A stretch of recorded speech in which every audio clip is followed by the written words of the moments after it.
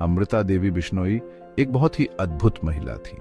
वो बहुत समय पहले राजस्थान के एक गांव में रहती थी। वो बिश्नोई थी। बिश्नोई लोग प्रकृति से बहुत प्यार और सम्मान करते हैं। उनका मानना है कि हमें सभी जीवित प्राणियों की रक्षा करनी चाहिए। सभी बिश्नोई लोगों की तरह अमृता देवी भी जानती थीं कि पेड़ हमारे ग्रह के लिए कितने जरूरी हैं। अमृता देवी ने अपने बच्चों को भी प्रकृति से प्यार और सम्मान करना सिखाया। उन्होंने उन्हें सिखाया कि पेड़ हमारे दोस्तों जैसे होते हैं।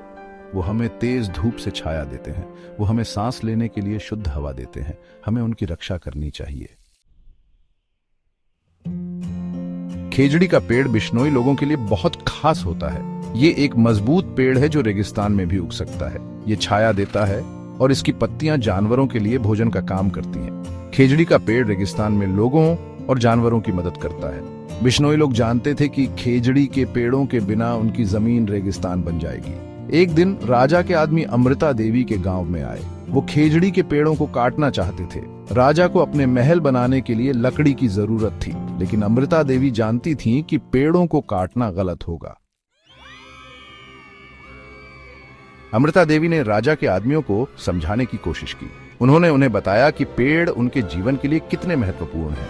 उन्होंने उनसे पेड़ों को बचाने की विनती की, लेकिन राजा के आदमी नहीं माने। वो लकड़ी के बिना वापस नहीं जाना चाहते थे। अमृता देवी ने पेड़ों की रक्षा करने की ठान ली थी।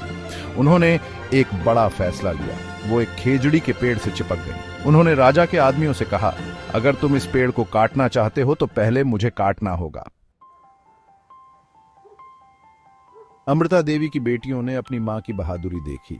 वो भी पेड़ों को बचाने के लिए दृढ़ थीं। वो भी अन्य बिश्नोई पुरुषों और महिलाओं के साथ पेड़ों से चिपक गईं। राजा के आदमी बिल्कुल बेरहम थे। उन्होंने पेड़ों और उनकी रक्षा करने वाले बिश्नोई लोगों को काटना शुरू कर दिया।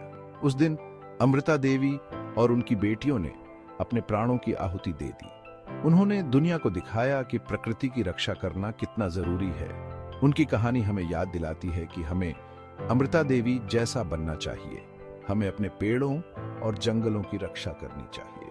हमें सभी जीवित प्राणियों के प्रति दयालु होना चाहिए। हमें उनके बलिदान को याद रखना चाहिए और अपने ग्रह की रक्षा करनी चाहिए।